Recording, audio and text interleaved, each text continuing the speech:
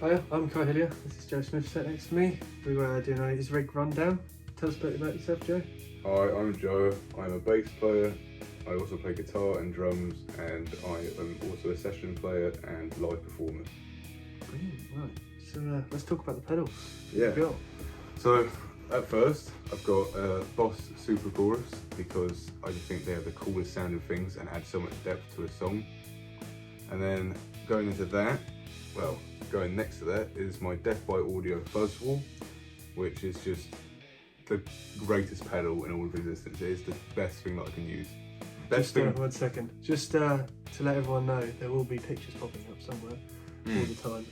The Fuzzwall pedal is the best thing for writing riffs because it's just so loud and shaky. I have to have it on its quietest setting when I'm practicing here.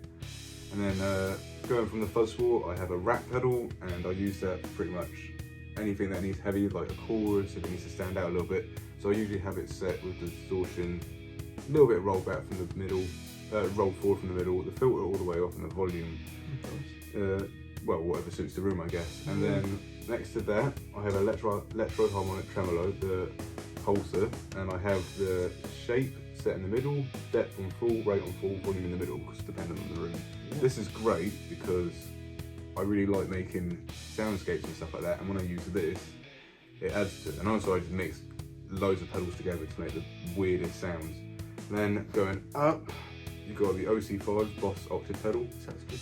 It is, yeah, it's great to use. I have it set with the the octave that goes higher on max, then the next one below that in the middle, and then the second octave going down all the way on max.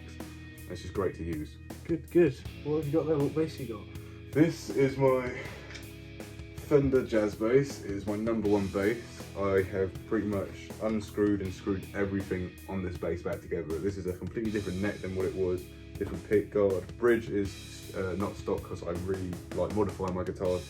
Had the wiring reshaped these so they go up instead of down. And this is my #1 bass. I've used it on everything. Yeah. It is nice, yeah. And yeah.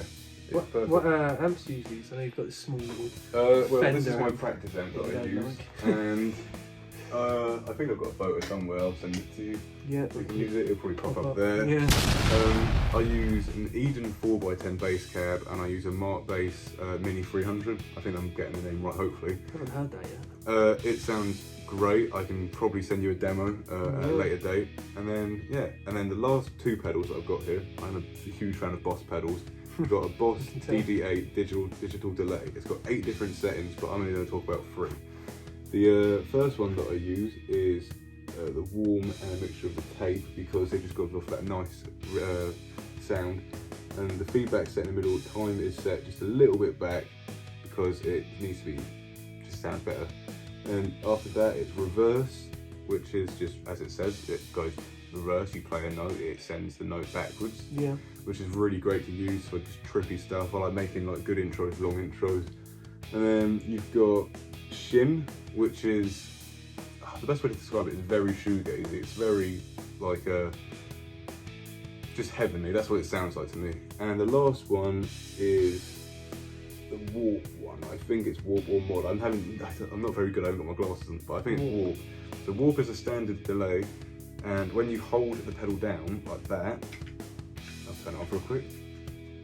Yeah, if it will turn off. What it does is, you hold it down and it plays the note back for a very long time. Until you hold it down, it's just like a long, well, kind of like a feedback. Yeah, sustain kind of thing like that.